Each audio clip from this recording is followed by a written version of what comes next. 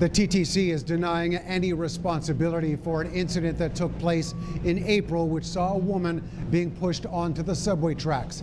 Instead, it's blaming the woman that pushed her and the victim herself.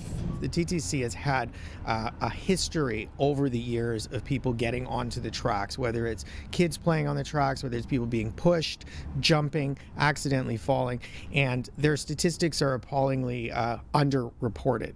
Last week, a $1 million lawsuit was filed against the TTC after a woman was pushed from the subway platform onto the tracks at Bloor Yonge Station. She managed to find shelter under the edge of the platform and avoided being hit by a train. The person responsible was arrested the day after and charged with attempted murder. The TTC says it isn't liable and is calling for the case to be dismissed. What we're looking for is to shine a light on the fact that security and safety issues are an ongoing problem in the TTC, and they need to take it seriously, and they haven't done so. Video of the incident shows the woman behind the yellow section, there for safety as trains come through.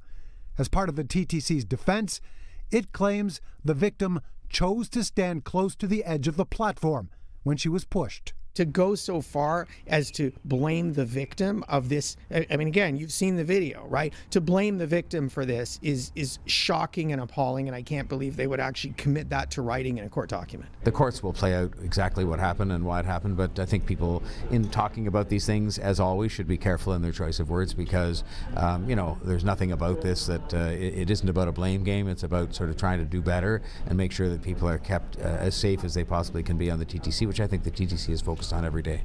In its defense, the TTC also claims that part of the reason it isn't responsible for the victim falling onto the tracks is that she was traveling alone and unassisted on public transit when she knew or ought to have known that it was unsafe for her to do so. It's a public transit service. It's designed for people to move from place to place. So if they really want to stick to that defense, then what they're really saying to the population of the GTA is don't ride the subway because it's not safe.